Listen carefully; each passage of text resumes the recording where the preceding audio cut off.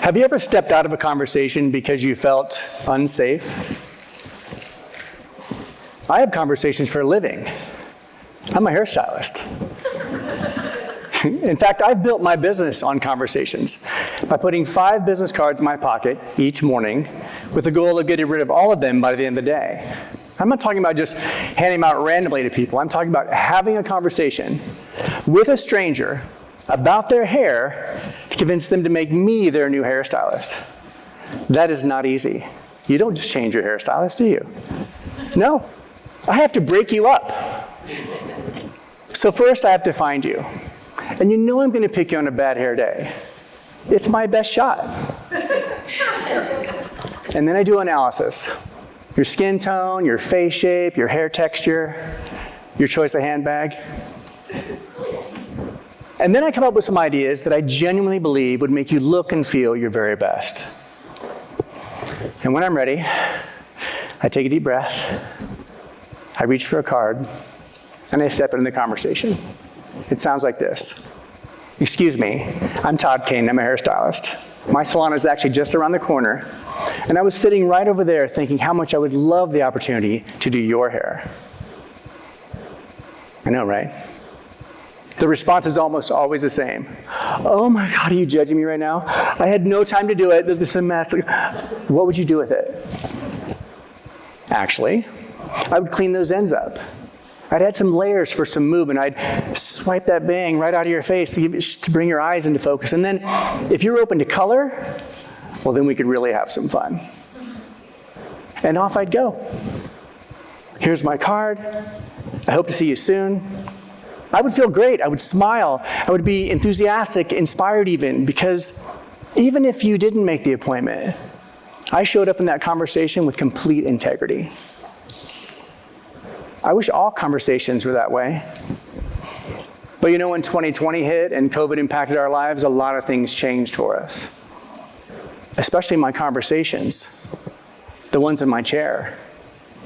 Now listen, I like having conversations with like-minded people just like you do. They're reassuring, they're confidence building, and they make me feel safe. But conversations with people who hold opposing views, now those can be challenging, frustrating, threatening even. They can make me feel unsafe. And when I feel unsafe, I can make choices and compromises to my integrity that I normally would not make. In effect, choosing safety over integrity. As 2020 progressed, I started choosing safety a lot, especially with one client. It would start off okay, I think, difference of opinion and then some humor, which turned to sarcasm, which turned to talking at each other and over each other, and soon I was just shaking my head with an uncomfortable smile as he went on. I couldn't get that haircut done fast enough. I'm not even sure what he said on this particular day. I just remember thinking about all the things I hadn't said. And like a slow building whistle of a tea kettle, I reached my boiling point.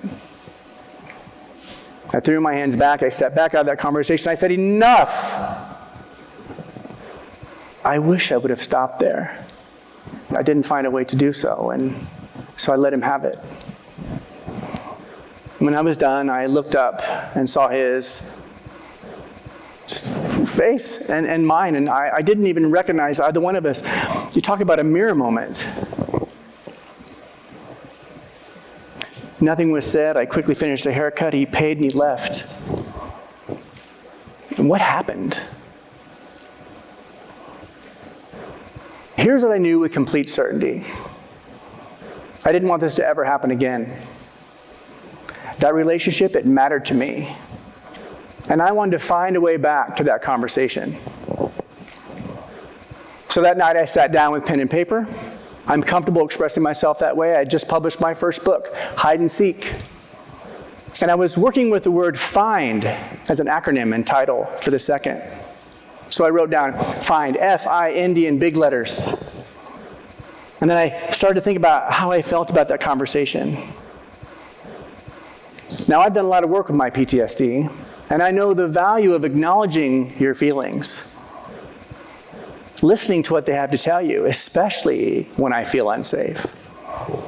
I'm not just talking about physically unsafe, like a broken lock on your front door or walking alone at night. I'm talking about emotionally, spiritually, and financially unsafe. They matter too. We'll drop everything to replace the locks on our front door, but we'll allow our anxiety about the economy, to break into all of our conversations. And when we feel unsafe like that, our morals go out the window as we just defend whatever we're feeling at the time, compromising our integrity by being disrespectful, dishonest, and unkind. So I wrote down feel for the letter F and find. Feel. What was I feeling in that conversation? Frustrated, angry, unsafe, disappointed, all of them. I wrote them all down, and I sat with them.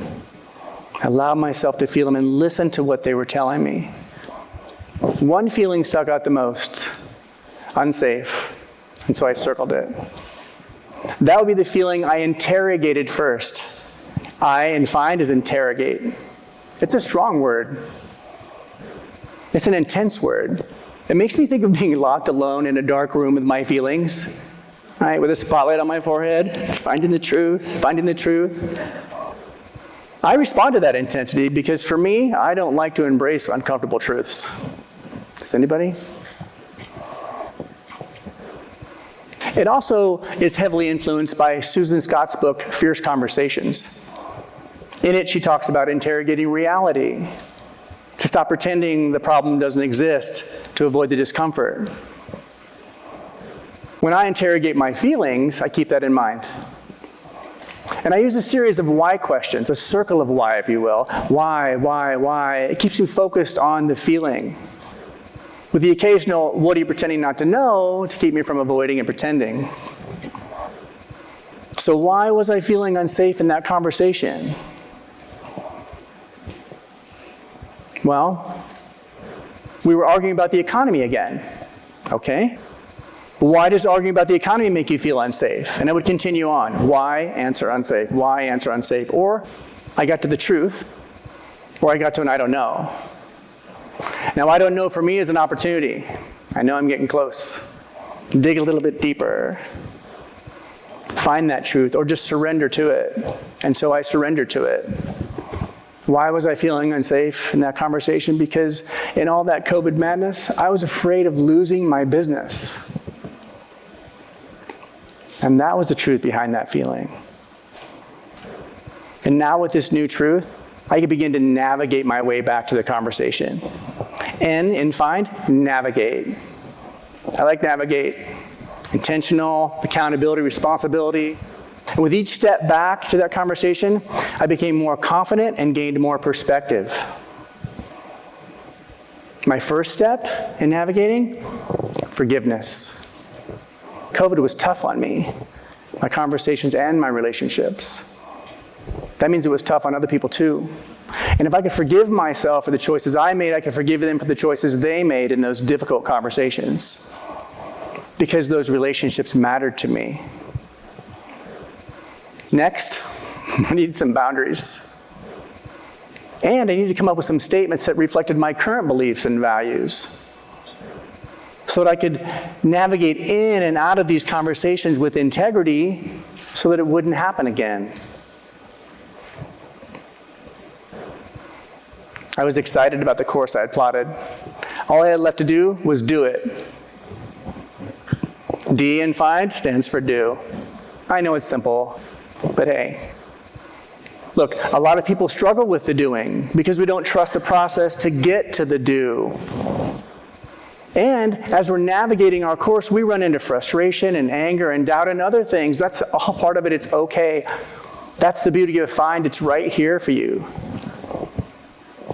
Encouraging for you to be integral. In fact, if we remain integral throughout the entire process, the doing remains easy. If you feel fear, anger, or doubt, take that back up to F and feel it, interrogate that, navigate that, and then continue doing what is in keeping with your morals and your values and beliefs. Even if other people won't do it with you, because it's the right thing to do.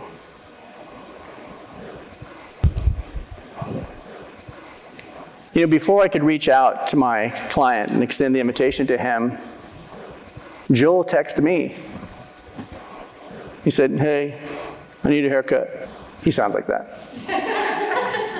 "By the way, thank you for calling me out on my stuff." That was encouraging. I had done all that work to get here. He must have been doing the same. Texted him back, "Yes, right on, let's do it." We made the appointment. In 2 days' time, we were right back where we started. We had both been able to find our way back to that conversation. He said, "You know what, Todd? When I left here that day, I didn't care if I ever came back." But he said as he kept walking, he realized that our relationship mattered to him, and that he wanted to find out if what he had done caused me to do what I had done. I told him about my fear of losing my business and how our conversations, how they affected me emotionally and financially. He said, "I understand." He also said, "I was just being honest with you, though." And I said, "I don't know how I feel about that honesty thing." So we interrogated that together. And we found that we can be honest with each other and disrespectful at the same time. We can work hard to establish trust in a relationship, but violate that trust by being reckless and irresponsible with our words. And we can stand it with courage and conviction and defend a truth that is not true for someone else and might not be true at all. We had both compromised our integrity in that conversation. And by choosing our safety over our integrity, made things worse for each other. But in this conversation,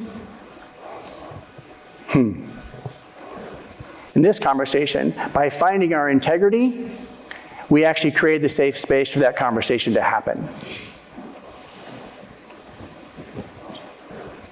Feel it. Allow yourself to feel those emotions. They're telling you something. And then take those feelings and interrogate them. Find the truth behind them. And then with that new truth, navigate with intention and perspective. And finally, do what is keeping with your beliefs because it's the right thing to do, even if no one else will do it with you. I've been able to find my way back into many conversations based on this experience. And a way to stay in them. Each time becoming more confident in my ability to have these conversations and strengthening my relationships. Do you have a conversation you need to find your way back into? A relationship that still matters to you? I have a few more. Join me. Share this idea with them. Let it be the invitation. And together we'll all take a deep breath, reach for our integrity, and step back into the conversation. Thank you.